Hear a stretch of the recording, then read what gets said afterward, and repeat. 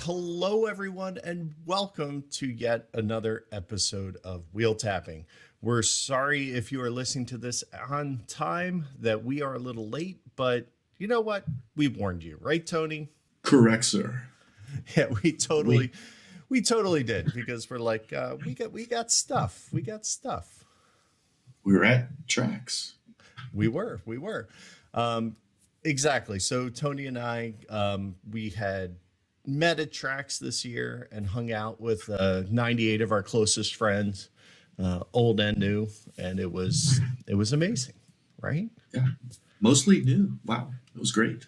I don't have my track shirt yet, so I'm just sporting Colorado colors. Paid way too much for this dang shirt in the hotel, I just have to say, but I love the blue and I just couldn't be convinced otherwise. That's a good shirt, man. It was worth whatever they charged you. No, it probably wasn't, but okay. That much, huh? Yeah, it was yeah. Anybody who checked the prices knows exactly what I'm talking about at the event. So those hotels, man, when you're a captive audience, they just they really know what they got, right? Yeah, well, I mean, it's not like we went souvenir shopping every day. So, exactly. So this month, at the beginning of the month, we went out and we had Tracks 2022. It was the first full-size track since 19. You opened up invitations. We can do a quick little recap. We'll spend a few minutes just kind of talking about it. It was 4.5 days of gaming. If you got there early on Wednesday, we were able to sneak in the room and get started a little ahead of time, which was we cool. had to set up, right? Oh yeah, exactly. Yeah. Which basically involved making Mike set it up because we forgot parts and while we played games, so it worked out. That's right. That's right. They forgot the parts, so they paid the penalty by having to set it up. There you go. I like the way you think. But yeah, it was basically 4 days of gaming. It was a nice large hotel space that we had. So let's just real quick go through what were some highlights for you. I mean, I know what mine are, but what were some of the highlights since you were one of the organizers? You really were the boots on the ground making this happen. So what were some of the cool things for you? A couple things stand out. One is I met so many new people. Like you said, we opened it up this year, and I before that convention, I didn't know who 75 of those attendees I had never heard of or anything like that. So I made a point to meet everybody and met 75 new fantastic people. Frankly, we have such a great community. So just seeing all the new faces and stuff like that was fantastic. And one of my favorite things is prior to tracks, a person emailed me saying, "Hey, I've never played an 18xx game. I want to. Should I come to tracks?" And I said, "Yes." You should come to tracks. If you don't have fun, whatever, I'll give you your money back. I mean, I don't care about any of that stuff, right? But this would be a great place to come and meet people. So, so he did come, and between that email and coming to tracks, he'd actually played a 2-player game of 18 Chesapeake. Okay. So he came with, showed up with a little play under. At least he knew a little bit of how operations go, right? Exactly. So he played in a bunch of games. I got to play a game with him on Sunday. And so he said he had a great time. He's so glad he came. He loves the genre. He met 2 or 3 people from his city that he connected with. So he's going to continue to play. So I just thought that was totally awesome. Yeah. It's the golden spike of board gaming. It brings people together, connecting the coasts. It was definitely great. Like, that's not the only person. Ken had somebody from GMT there who works on the wargaming side, so doesn't spend a ton of time with train games, and took the opportunity to teach him 46. And Oh my goodness. Fell in love with it right away. He was just planning on playing one game, and the next thing you know, he's in three and doing really well. Yes. I believe he beat you at India as well. Yeah, it's not difficult. It's so funny. I got a note from Ken just a few days ago that Andy, the guy you're talking about, Mhm. wrote Ken an email and said something to the effect of, "Okay, I think I understand the draw of 18xx games. I might be hooked." Yeah. It, Yes, it's you don't get it until 3 days later when you're still thinking about the same that's right. game, right? Um, yeah. He definitely seemed to click with it right away, which was very Yeah. cool. So we had some new people, which is, I think that's a little unusual because a lot of people, coming to these events, they think that you have to know everything. And Yeah. you don't. It's a great place to come out, learn, try some stuff. And, to be honest with you, most of the time I'm learning anyway because I'm playing stuff I've never played. So For sure. it's a lot of learning games for me. For So sure. playing Lazar, playing 1822 PNW, W. those definitely some highlights for me. And oh my goodness, the giant 18 India was stupid. That was Three just, inch hex tiles. it took up six of they're half width tables. So really like call it three Costco 6-footers. It took Yeah, up six of those little tables. It was a monster, but it was so it was crazy. satisfying to lay those tiles because they were so chonky. They were just and They were. tokens, inch size, NECA wafer size tokens.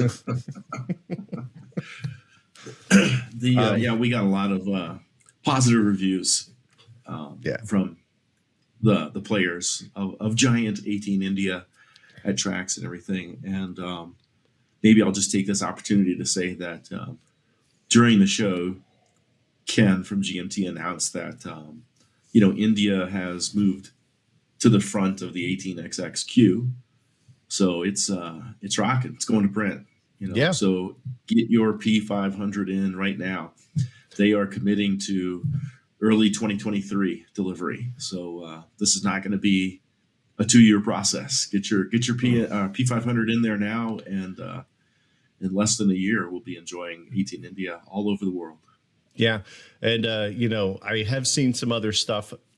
It's just because India's in a much more ready state than the 33 is at this point. So they just decided to make the switch and say, you know what, if we wanted to try and get a game out this year, at least in production and running, this is the best way to accomplish that. So as the artist for both, I can tell you this one's much further along in the process. So yeah, there's that.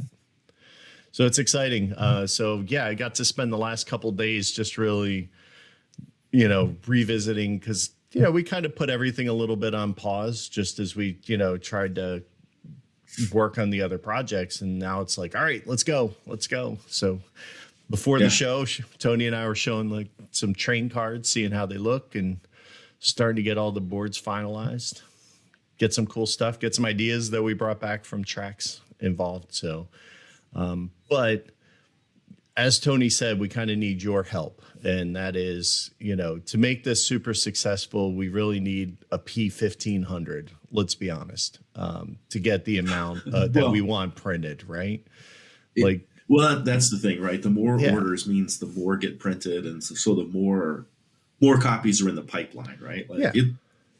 It's already surpassed, what they need to print, and they're going to print.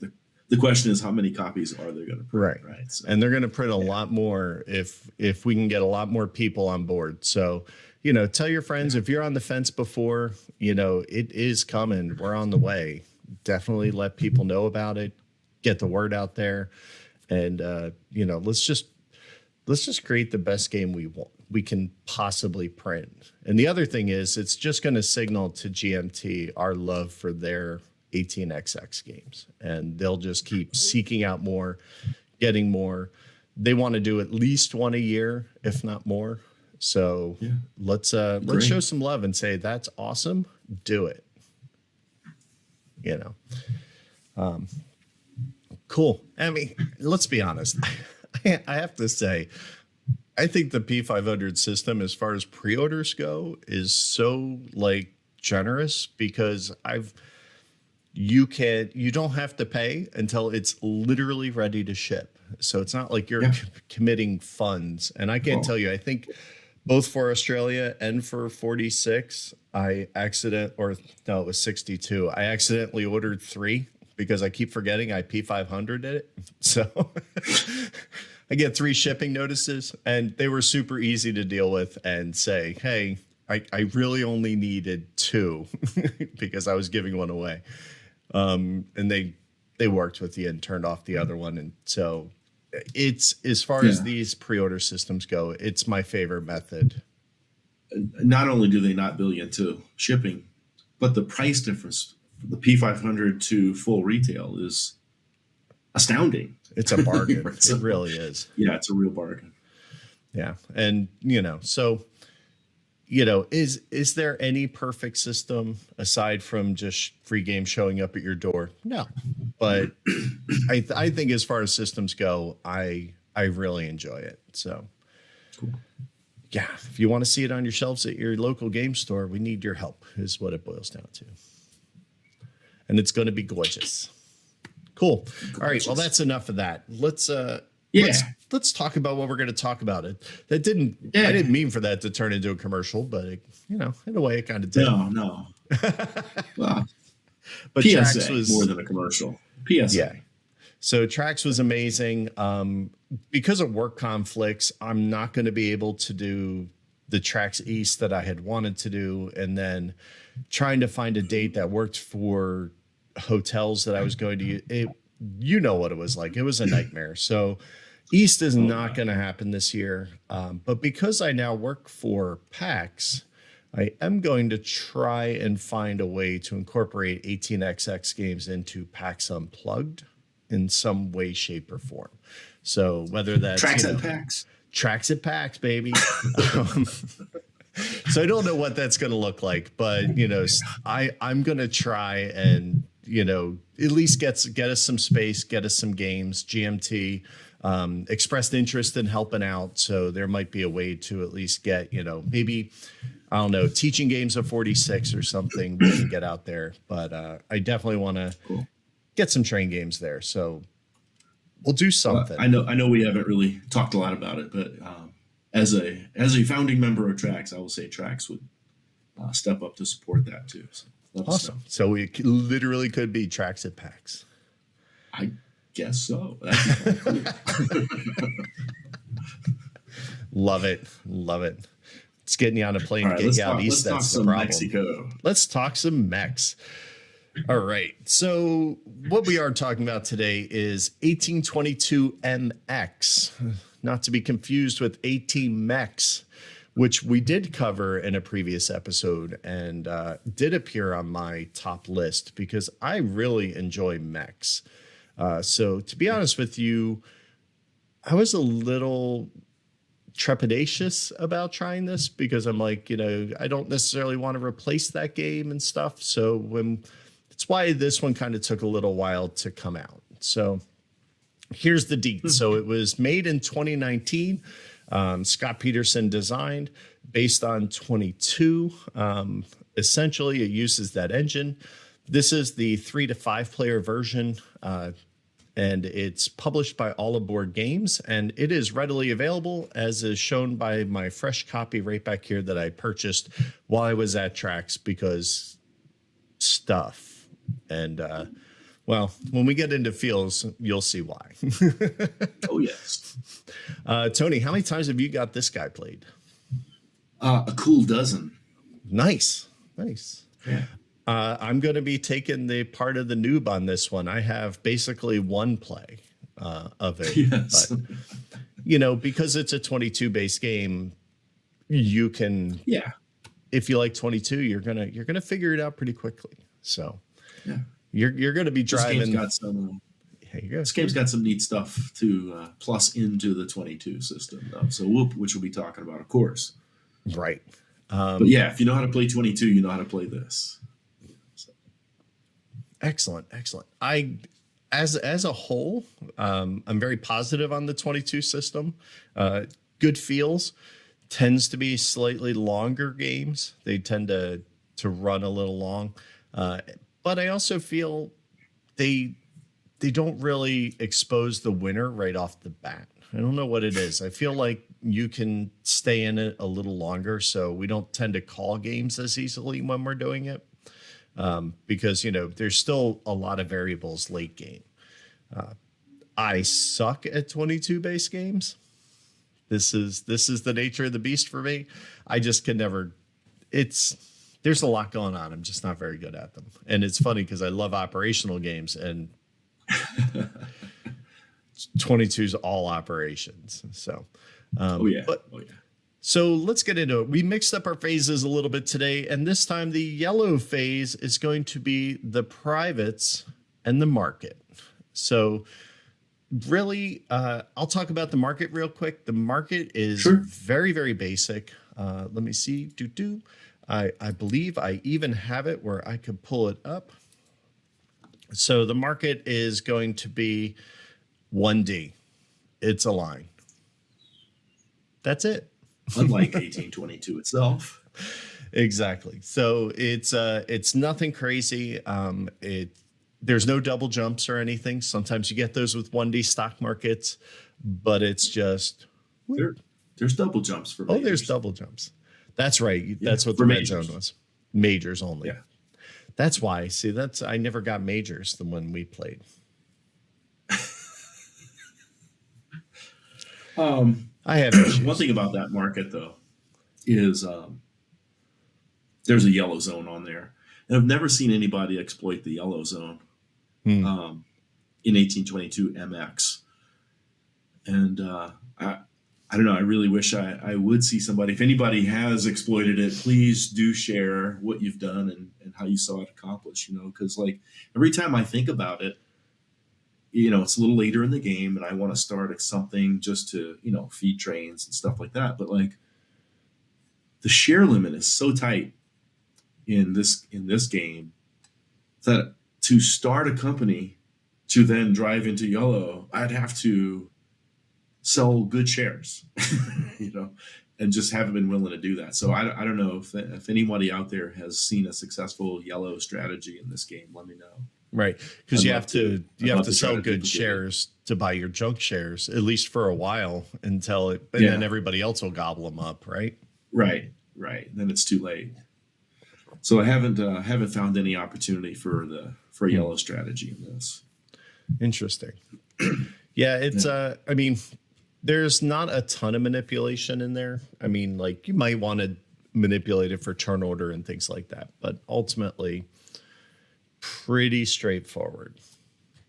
Interesting. I never even thought about the yellow strat, but I'd have to say, I have to say though, as a rule, me doing yellow strat companies in any game is, I don't want to say it's beyond me, but it's definitely not something I've tried because I'm not very good with that lever.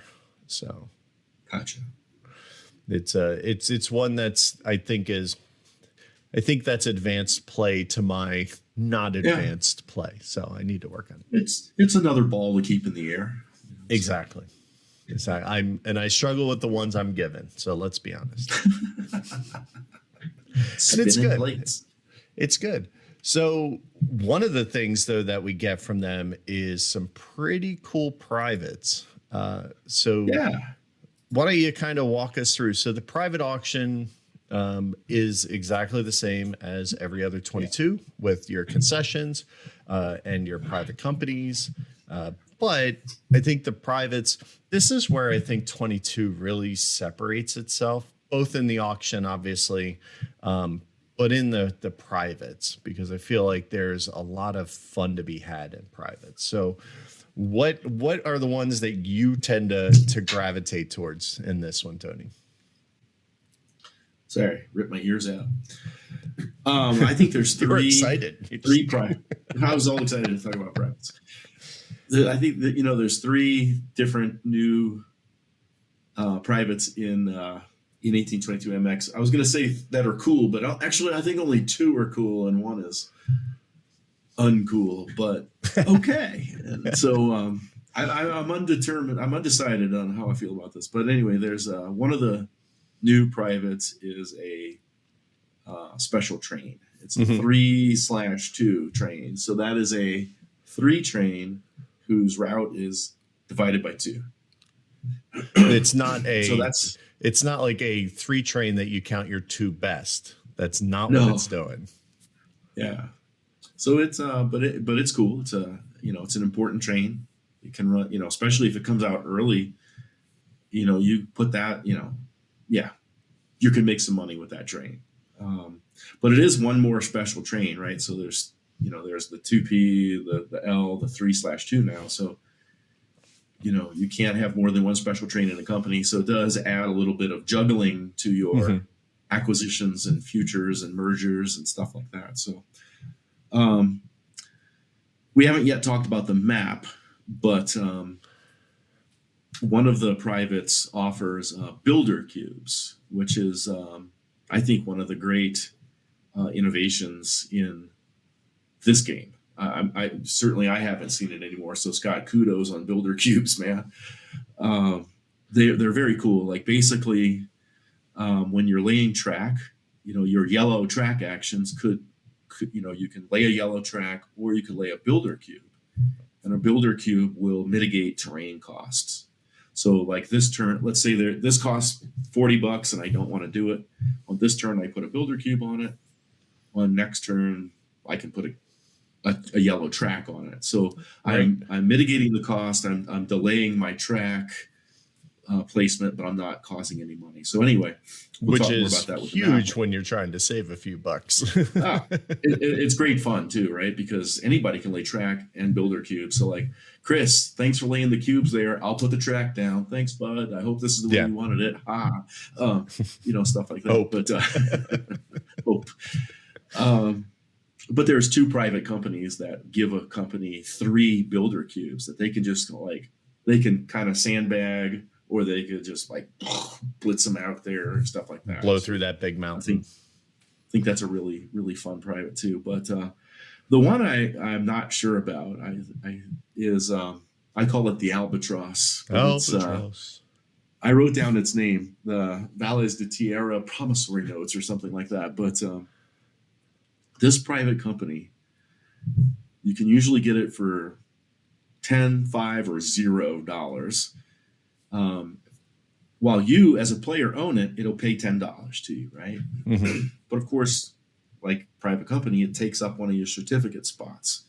A little bit earlier, Chris and I said, hey, share limits tight in this game. So at some point, you don't want that private anymore. So you're going to give it to a company.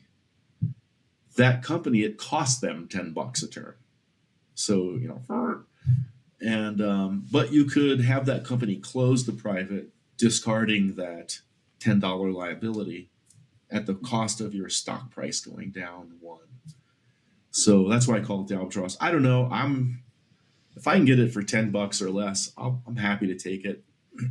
And then my standard practice is I'll give that company some other privates that I won't close to offset the -10 or something, but whatever. But or even going down one has it.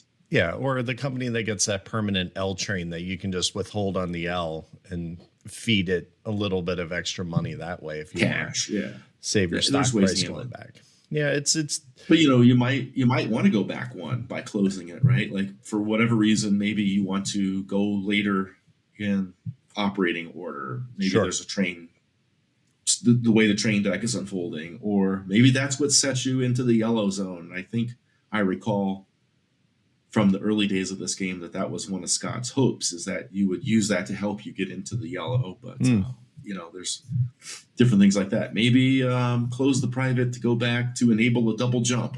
There's reasons to do it. So it's kind of a weird, cool private that, I like it and I dislike it all at the same time, if you know what I mean. We haven't found that magic way to use it yet, is what it boils down to, right? Like, But again, it was my first exposure to it. Some of this stuff kind of will crop up in other games. I'm gonna try and potentially do our next episode on PNW, since it's awesome play at Trax. It's coming up on Scott's next wave, so we kind of know the designer, so I think the next episode you might get back-to-back 22s here, so we can talk about PNW. And apparently builder cubes were cool because they show up there as well. So yeah, they are cool. Yeah, it's what I like. And you know what? I think a good time to maybe hop phases here. Let's just hop over into the green phase, because those builder cubes are kind of important because they also they allow you to keep funds in your company when you are pushing for that. Seems like it takes forever, $80 in that company to convert it from an L to a 2 train, right? Like, I consider it a small win if all my companies get 2 trains before the L's rust. And it's no small feat typically, and it usually takes a lot of effort on my part. But those builder cubes help because you need to get through a lot of terrain, and you don't have to spend your hard-earned and much needed capital to do so. So there's a lot of terrain on this map. There really is. Yeah. And getting $80, you don't want to spend 20 or 40 of that before you get your L train converted, so the builder cubes are fantastic. Yeah. You're not dropping mountains for $80 in the middle of the board, let alone $40 and $30 hexes. So each builder cube covers about $40. So it's So those big 80s take 2 builder cubes, so. Right. So it might take you 2 turns to do it. It's a lot of work. It's not easy, but they make it doable. Where I think sometimes you're just sitting there, waiting with your miner until you can finally do something. This at least allows you to work towards something. And I think it gets a little more interesting too when you start having the national, the NDM starting to run, because now it's like, we can talk about that a little bit more when we get into shenanigans, because the NDM is kind of one, but there's those builder cubes allow you to actually get stuff done. Even when you might be at cross purposes, you might say, you know what? The cubes help, because then you can kind of work together to build some terrain without having to spend precious funds. You guys can see the map right there Chris is showing you. I really love this map. Like, this is my 1822 map. I love this Mexico map. It's just so fun for me, at least, to build track on. There's some good Pullman routes, which means those Pullmans, at least in our group, those Pullmans don't go super cheap, unless everyone's hurting for cash at the same time, right? When they come up, the terrain, the routes, the linkages. We just enjoy it. Mexico City is the London of this game. Mm-hmm. And at the start of the game, a concession and a minor company are sold at the same time at the start of the game, for a minimum bid of 200 that start there in Mexico City. This is my wife waving to us. Hello, Robin. Did you see the hand? And so that's a great, powerful combination to have. It's a minor right next to Mexico City, and it's a major in Mexico City. So that's one of the cool things about this map that translates into the auction for things right at the beginning of the game. And so that's always a good struggle, because you just can't let someone have that for $200. No, so you have to duke it out a little bit. For sure. And Mexico's it's a fun, like, I don't know that I love London and base 22, but I really like it here. Like, I think it's the way it works and that tile right next to it. You know, it just really jibes with me the way the London style works on that one. I really enjoyed it, and it's just a lot of fun to try and build the wormy network around there. Can I get back in? Can I go over here? Can I get another route out? And you're just kind of working that puzzle the whole time. And it was a blast. And there's terrain in that puzzle down there too. Oh, a lot of those hexes around Mexico City cost money. So. Yeah. You got 80s, 20s. I mean, yeah, right south. If you open the IRM, boom, right into an $80 hex. Thank you. So, you know, my for good or for ill, I am an aficionado of 2-player 18xx. Yes, I know not every title, blah blah blah blah blah. And well, I don't want to get into the feels, but this is my favorite 1822 game. And so we played it 2 players a few times, and twice I think, and it was just too open, right? Like, so Mike and I made a central regional scenario, which is just the trunk of Mexico, right? And we played that with 2, 3, and 4. It's a little brutal with 4, but we've enjoyed that with 2 and 3 players. And we sent it to Scott, you know, just for laughs. Truthfully, we hope he will make some scenarios, just like the other 22s have the scenarios. You know, that'd be great here, I guess. You know, so yeah. But the bottom line is, even with, you know, the big map or whatever, this game works with 2 players too. Mm-hmm. I think, yeah, and it's you know, and that's one of the ways I got to try it, and it was nice. It was a lot of fun. I like the I mean, for the larger game, I love the addition of the Yucatan versus regular mechs. Like, it's fun to actually be able to go out there.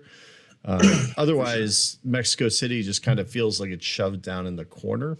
But I think this more replicates what's going on by having. And also on this map, the Baja Peninsula there makes a killer Pullman route, right? Like, right, all that the little number 8 at the bottom, or the number 1 at the top. You know, like, just make sure you get a Pullman.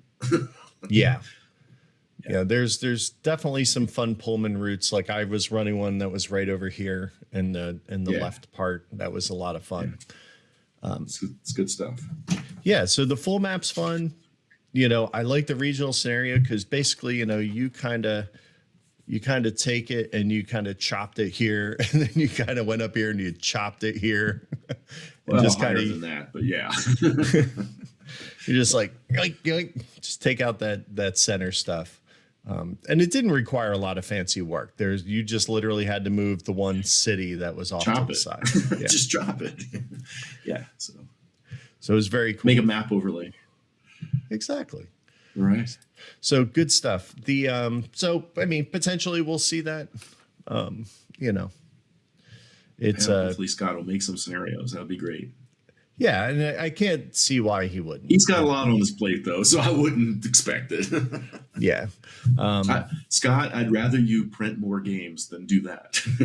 Yeah, definitely. And I mean, Wave 5 is coming up as we speak, and there's I mean, I've wanted 1 or 2 from each wave, just kind of round out my collection, and now I'm staring at Wave 5 and I want 3, and I'm like, oh, this is going to get expensive this year.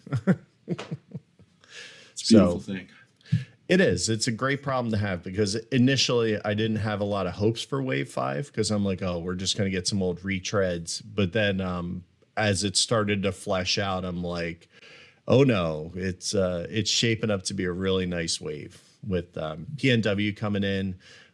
Friend of mine, Pierre, they're redoing New York, and they're going to freshen it up, put a little coat of paint on it, which I'm excited about because love New York. I think it's a fun game. You know, it's and hopefully we'll do an episode on that in the very near future as well. So that'd be good. Good stuff. And GB, oh my goodness, GB is so good. So good. Oh yeah. Love GB. I do not like restrictive track lane games, but GB is just so good.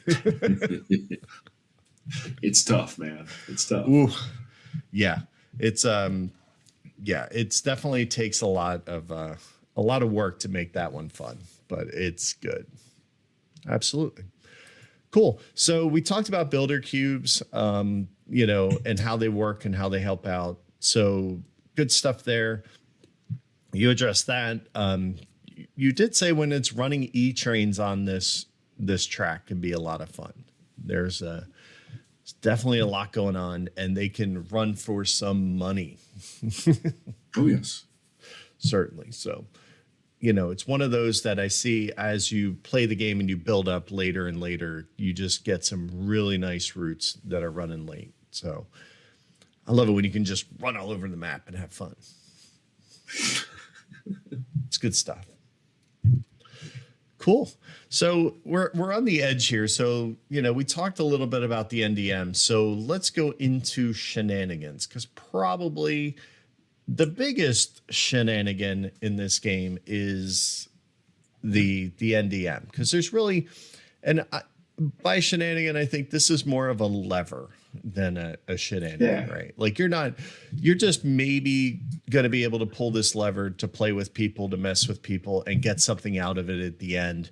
But, it's not like you can super manipulate. Although I suppose you can. So, yeah, I guess it is a shenanigan, Tony. It's about as close as this game's got, or 1822's got anyway. As far as operationals go. The mergers are pretty much exactly the same in 22. There's nothing new and crazy there. So if you've played 22 and you always run out of tokens, getting those mergers to get those exchange tokens in your company is huge. Being able to combine your routes and everything to get your destinations happening. All that stuff is exactly like 22. Any 22 base game is going to be. Auction, same thing. It's exactly the same. Some different stuff, obviously, because, you have the new privates and everything that you're dealing with, but ultimately still the same. And by privates, I meant, privates. So that leaves us with the NDM. So, Tony, since you have the most experience, walk us through the NDM. Yeah, I like what you have in the little thing down there. It says the NDM is a very different version of a national. Like you think of like the Russian in 61 or the ETA, the nationalization in 26 and nationalization in like 1860 and everything. I'm used to, and probably many of us are used to, nationals that assume companies, that even happens in 18 mechs, right? Right. Like one company can go, so. Phase 4, boom. I think this is another, terrific idea by Scott. Like, okay, how about a national that instead of nationalization will end up with privatization, So the way this works out is the NDM is a company at the start, and it'll get one token assigned to it, right? So one of those minor companies is randomly, bloop, number 3. It's not in the game. It's part of the Mexican national, boom, and it gets a token at that spot. And so the Mexican national will acquire more tokens as the game goes on, and that the company in bid box number 1 doesn't get bought. It becomes a station and a share of the Mexican National Railroad. And so the Mexican Nationals network can grow, and the number of shares available in it grow, and we can invest in it. It gets exported trains, so it can run and make money. Its stock value can increase, that kind of stuff. It's very, very cool. And as investors in the Mexican National, when it operates last every OR, each shareholder can do one track action. So you can place builder cubes because it doesn't have any money, or build track to theoretically help your other companies and stuff, right? So it's very, very cool. it's very handy to have some shares of that. In addition, the shares do not count against the cert limit. So if you're bumping up against cert limit, that's a great way to, legally cheat for a bit. Right. And I say for a bit because when someone buys a gray train, the NDM is going to privatize. So you're going to get your money back for your shares, and all those station tokens will be auctioned to other companies. I love this. And so that's so cool. For a company to buy one, they have to A, have money, and B, they have to have exchange tokens, right? So you bid on the tokens, and you can acquire those locations. If a station doesn't get sold, it remains on the board as a blocking token, which is very cool. And that's how it privatizes, right? So it stops running, its stations get sold, and between when you first bought a share and when it privatized, there's times you made money, there's times you didn't, because the NDM's trains can rust too, just like ours, right? But you've been able to lay track for your friends and stuff. So it's definitely a really cool tool. I think it's a neat twist on nationals. I really enjoyed it. I think it was so cool to see all that stuff that kind of gets, it happens in every 22 game I play, where the first round you buy a ton of stuff because everybody's got money. The second round you buy a little bit more stuff. And then the third round, nobody's got anything and everything just starts getting wiped off the board. But, all that exporting and those miners and those miners that you're not really sure, like, why would anybody want that miner? And you're like, well, now the NDM gets it. And then that token sits out there. And then later on in the game, you're like, oh, now I see that miner would have been perfect because I could use it. Well, that token might come up to the market later. So you get another crack at it. So I love the fact that things have the potential to come back in that were pushed out. And I just love pushed that. Out. You said something that triggered another thought about, the first stock round, we're all bidding and going crazy and all those things. I mean, one thing now to remember is there are 3 shares of the NDM available at the start of the game. And they cost $100. So I'm in the midst of bidding for all these different things, but like, I might want to buy one of those to be able to lay some track, So it's an action that exists in the opening stock round of an 1822 game that doesn't exist in other 1822 games. Exactly. It's the ability to buy a share of the national. And it can be huge to have that share because it's going to pay, Maybe. Yeah. It depends on if it gets a train or not. Right. But at least you'll be able to lay queues. Exactly. And if you're, especially if you're one of the Mexico-based companies, that's huge because then you have somebody else helping you with terrain costs and helping drop.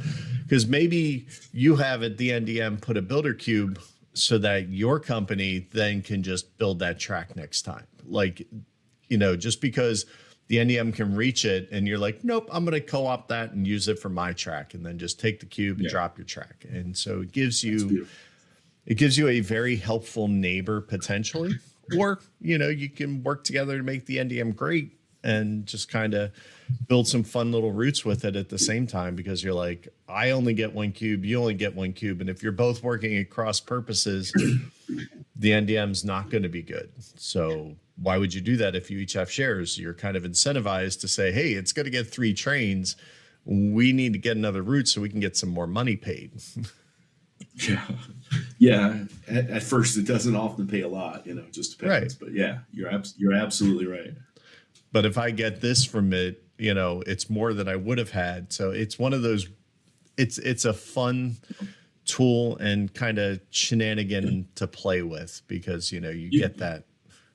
Yeah. You could do some forward thinking, right? Like, I want the blue major for whatever silly reason because of the other miners that I've acquired, and it pokes out right out into that $80 spot, right? Like maybe if a Mexican national station was nearby, I could get some builder cubes. You can definitely create some synergy.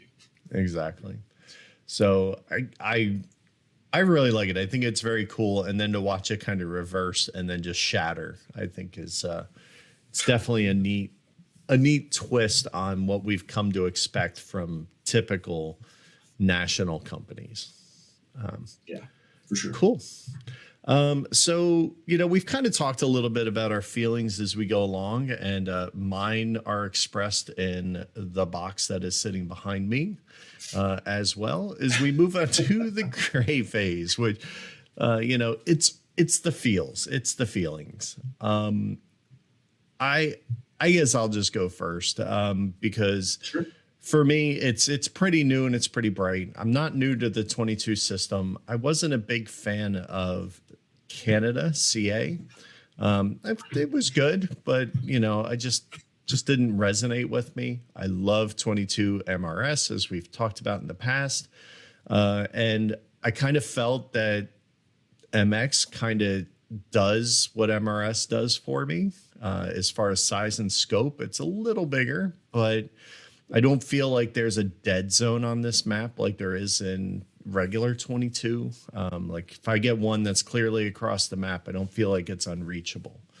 I think it's completely doable, and I had a lot of fun with it. It sits in the wheelhouse. Nobody in my group has it until it just showed up yesterday, because I think it's, yeah, I really liked what it did. I love the NDM does. I love the miners. I like the builder queue. It just does a lot of things I really enjoyed. So it's my first 22 game I've purchased. So Sweet. That tells you something. What are some of your feels, Tony? Well, as I alluded to earlier, this is my favorite 22 game. Let me restate that. This is my favorite published 22 game, because I've played some P&W, and I know that that's going to be right there too, man. Yeah, it's spoilers. So cool, it does some of the cool things we like in this one. Yeah. So yeah, but yeah. So as far as published 1822s go, this is my number one. It's a little longer than MRS and not as long as 22. Exactly. To me, the map is a lot more interesting. The NDM is very cool. The builder, it's just so many cool things. I also feel like the risk reward factor that I like to talk about with 22 games, where it's like my risk is how many numbers of miners am I going to open early, right? My reward is the money from them, that kind of thing. It's a little tighter in this game, right? Like, don't go too crazy. So I like that. I just feel like I get everything from Big 1822 in a honestly better package than like MRS and stuff. And this is my top 1822 game that has been published. That's my stance, So I'm sure P&W will join that category soon. Yeah, I mean, and it's kind of what we expect, right? 22's been out a while now. So, as people get the system in their hands and play with it, and, it can mature a little bit. And, we're starting to see other people's takes creep in, and I like this take. It's definitely different enough. Sometimes I feel like a 22 base game it's just 22 on a different map. But I think Scott really got some things in here that make it its own, so that it feels like a very different experience. So if you have 22 games, can you also have this, Tony? Do you think that makes sense? Of course. Yeah. Because it does different things. This game fired, that game got kind of guy, so. Right. But that does bring me up to the question of, does it make sense to own this and 18 mechs? So, Mark Derrick's 100%. Possibly one of his best designs, I think. I love it. And but it's different. It's very different. They're totally different experiences, so Can you have chocolate and vanilla? Yes. Can you have milk chocolate and dark chocolate? Yeah. Can you have Aztec dark chocolate? Sure.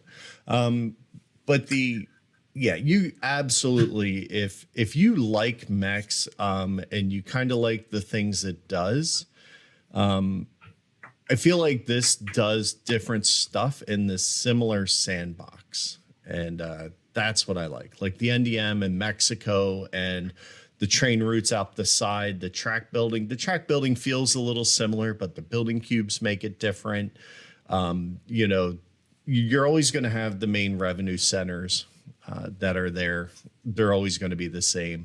But like you say, the Baja Peninsula in the other one, we needed that add-on miner to kind of make it a little more viable that you can print and play. But this case, don't you remember the little 2-tile miner that we had? In Max. Yep. Yeah. That you can print from BGG that helps that. It helps the Baja Peninsula. But here the Baja works really well with the Pullman. Like you can do some different stuff, even though the track lay can feel a little similar with Pullmans and things. I think it's still even completely different. So it's they're both huge wins in my book. I still will play either one on any given day, and I don't have a problem with that whatsoever. But I will play my mechs with hard rusting 4s. Sorry. Hells to the yes. Hard stop. Yeah. You need to make that pain point.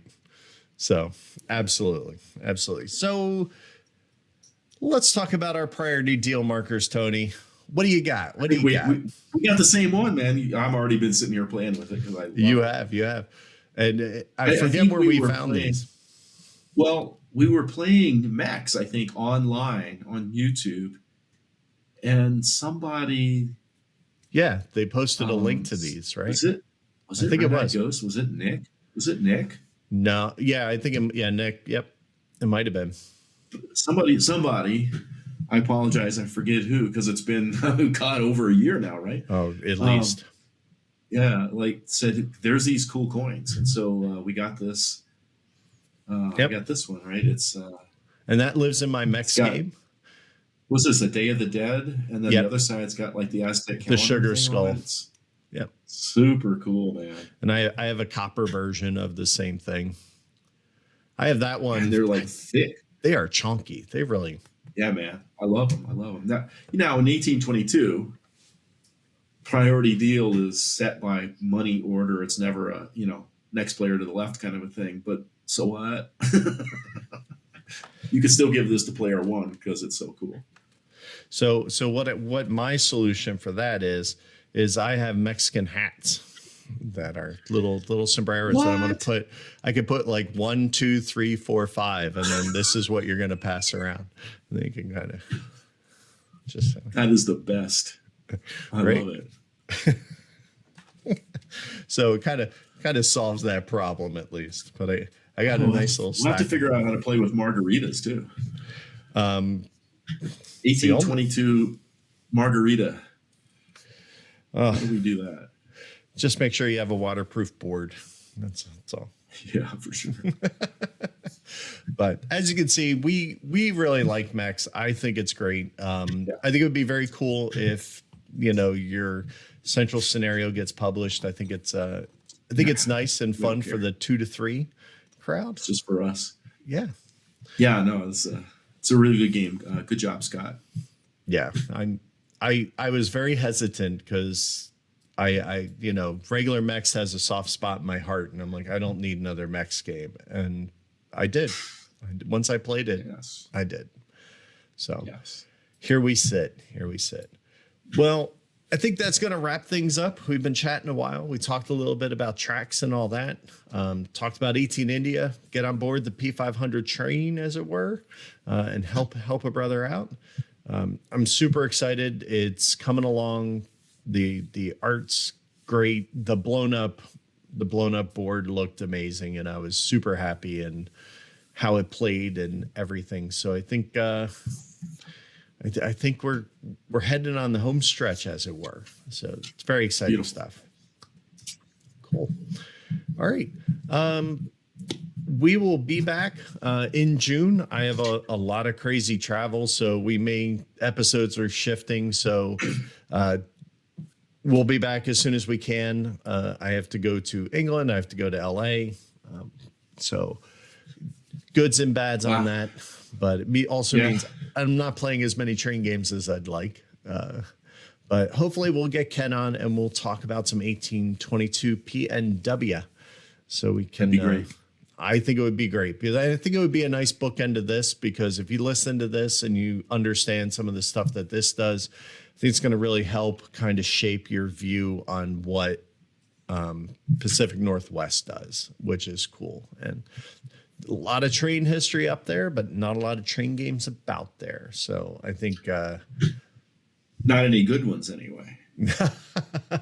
Ooh, God, ouch, that was awful. Burn. That was ooh, that's tough. I won't be alone in that feeling. Trust me.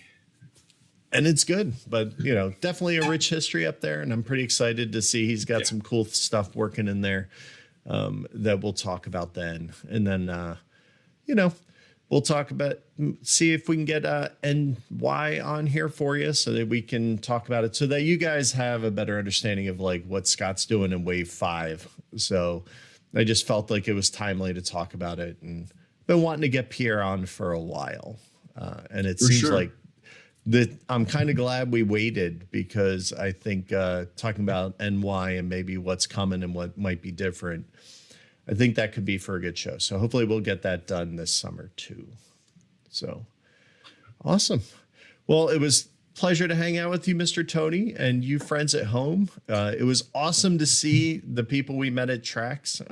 That was cool. I think it's funny when people recognize my voice. I'm like, that just, I think that's hysterical. I think it's awesome. Thank you. If you came up and said hello, it was cool to meet you and hang out with you. And if I didn't get to play a game with you this time, we'll just have to make it happen in the future. Have a good one. We'll see you the next time. Thanks for listening to this week's episode. This Week and Each Week is brought to you by Game Toppers. Upgrade your gaming experience at GameToppersLLC.com. Chris and Tony would love to thank all the patrons who contribute to make this show possible. Your support goes a long way to maintaining and upgrading the show on a weekly, monthly, yearly, or whatever basis.